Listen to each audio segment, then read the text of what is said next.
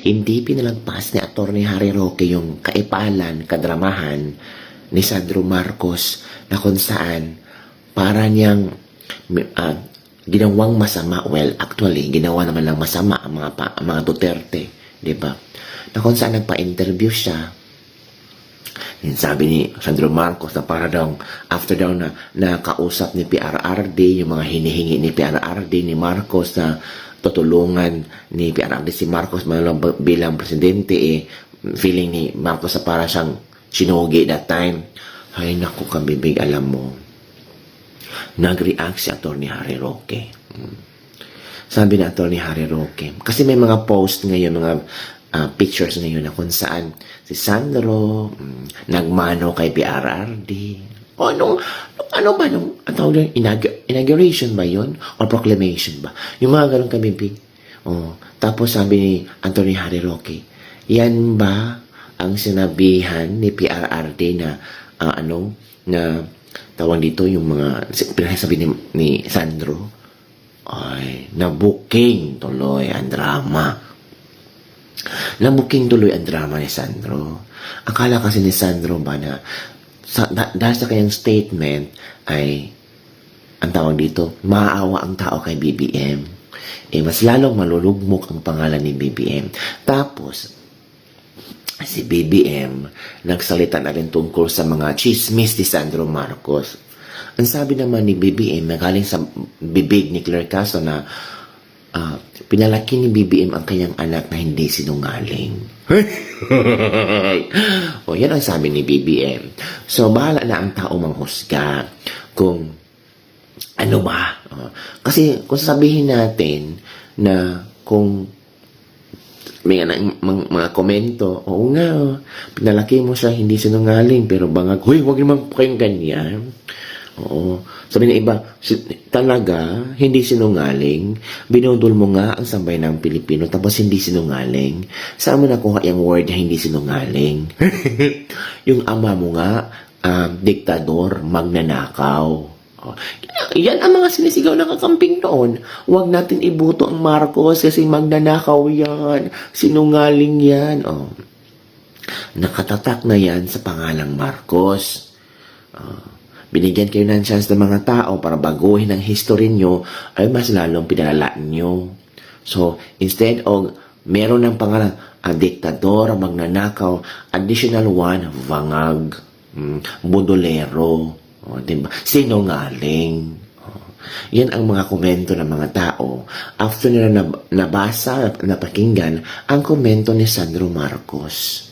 Sabi ng ilan, Sandro, huwag kang gawa-gawa na istorya para kaawaan yung tatay mo. Kami ang dapat maawa kay PRRD kasi nakakulong sa ICC.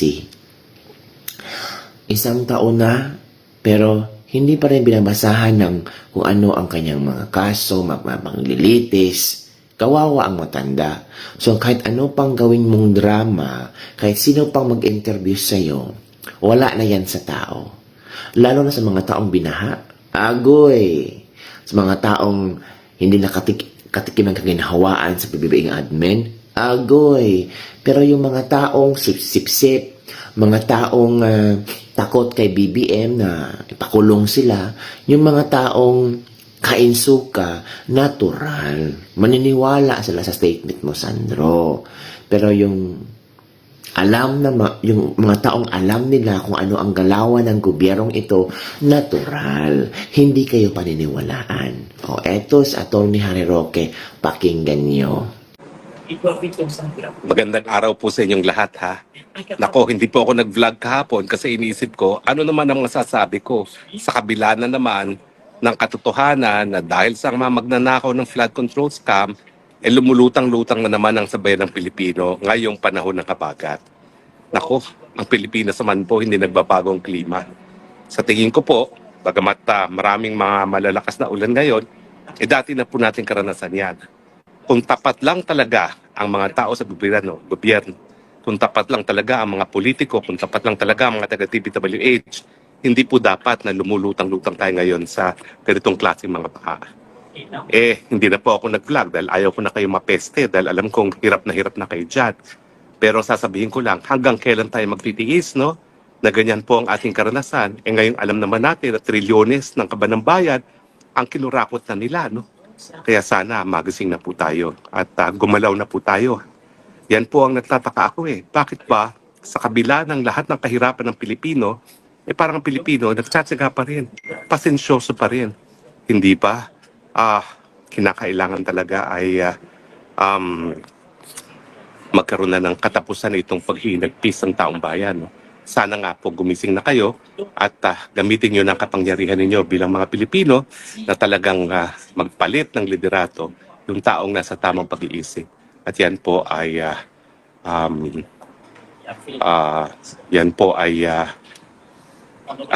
si VP Sara.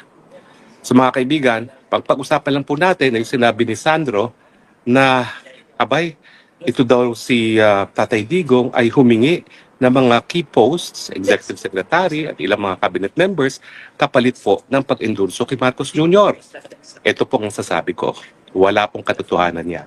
Siguro naman po kakilala ko yung Tatay Digong, kakilala ko yung kanyang pag-iisip. Never po niya kahit kailan nagustuhan si Marcos Jr. Yan po ang katotohanan. Tinatanong ko nga sa kanya, paano naman si Marcos Sr.? Sabi niya, si Marcos Sr. nung una mukhang okay dahil may political will, pero nawala ang hawak sa military, kaya natangkad. Pero si Marcos Jr., sa mulat-mula, sinasabi niya weak leader, sinasabi niya bangag. Kaya po kahit anong mangyari, kahit anong ibigay na concession ni Marcos Jr., hindi po totoo na susuportahan niya si Marcos Jr. At yan naman po ang nangyari.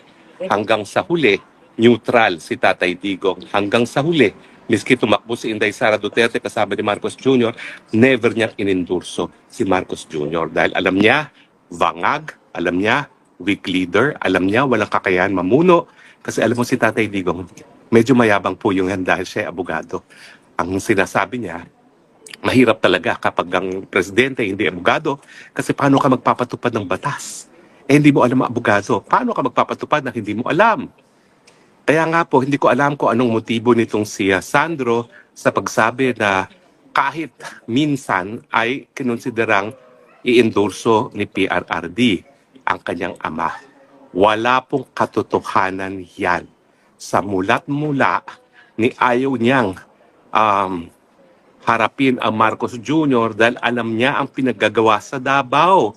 Kaya nga po nung kauna-unang pagkakataon na linunsad ang Maisog, sinabi na niya, yung siya'y mayor pa, alam na niya na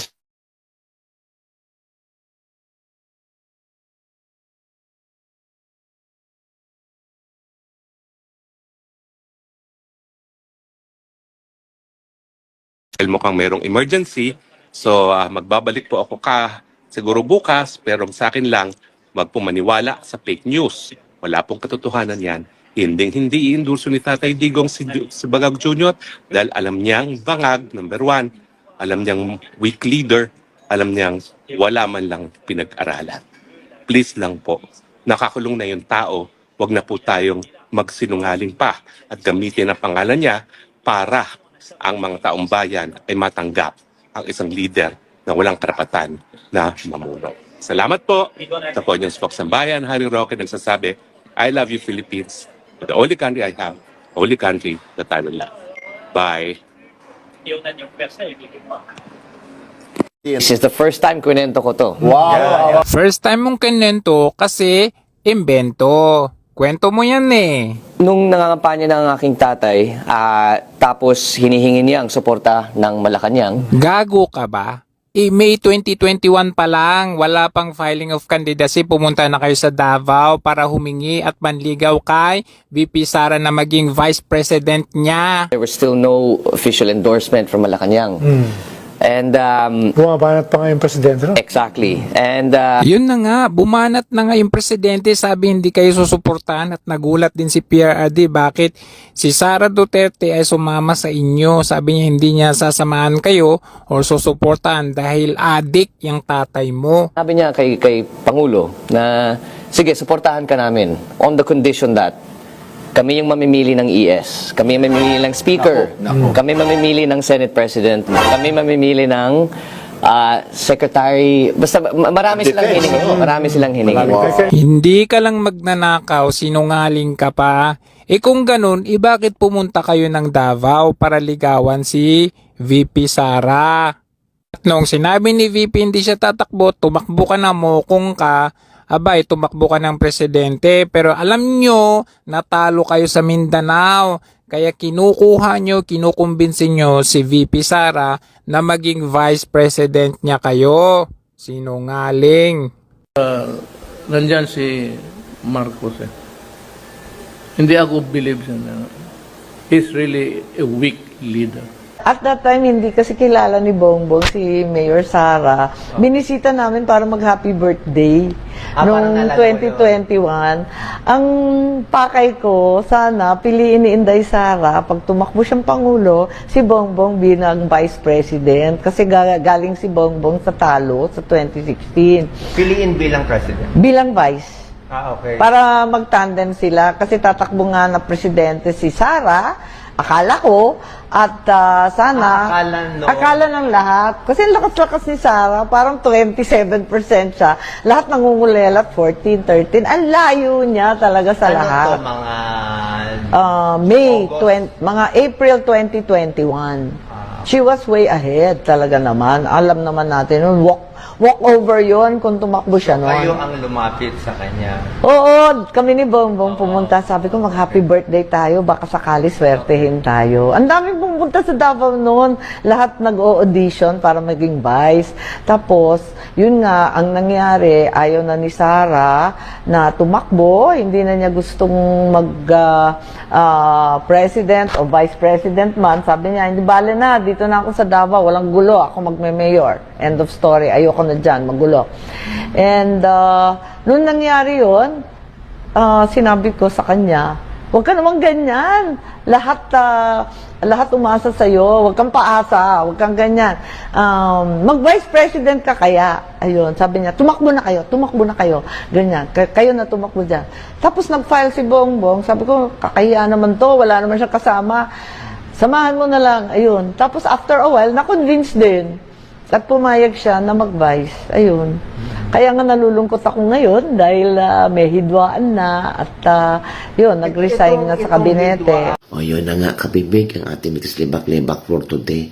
Grabe, nasupalpal si Sandro Marcos. Napahiya si Sandro Marcos. Diba, kabibig?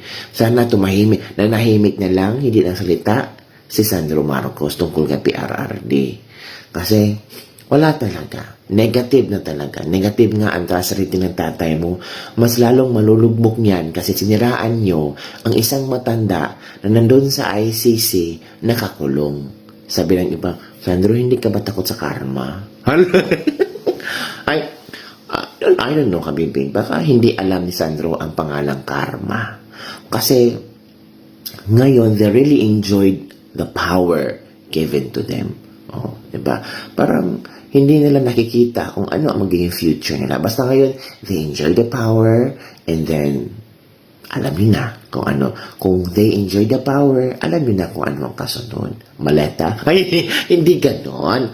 Pero sabi naman ng 18 ex-Marines, diba, nag-deliver sila ng maleta sa bahay nila sa Ilocos. May picture nga sila kay Sandro. Uy, kayo talaga? Kung ano mga chismis na pakinggan nyo. Hindi totoo yan. Oo, may nag-recant na 4, pero ang sabi ng kasamahang 18 ex-Marines ay may pabigay, pakimkim, 5,000, tumaas hanggang 8 million, 5 million pala, hanggang 8 million, hanggang 10, naging 25. Oo, bongga. Tapos ng 25, tanggap agad. O, diba? So, ikakabig, ano ang iyong komento sa mga statement ni Sandro Marcos tungkol kay PRRD. Kawawa naman yung matanda, nandun sa ICC, hindi makapagbigay ng kanyang komento. Diba? So, talagang gamit na gamit nila ang mga Duterte. Gamit na gamit in the sense na pwede lang siraan. Kawawa matanda.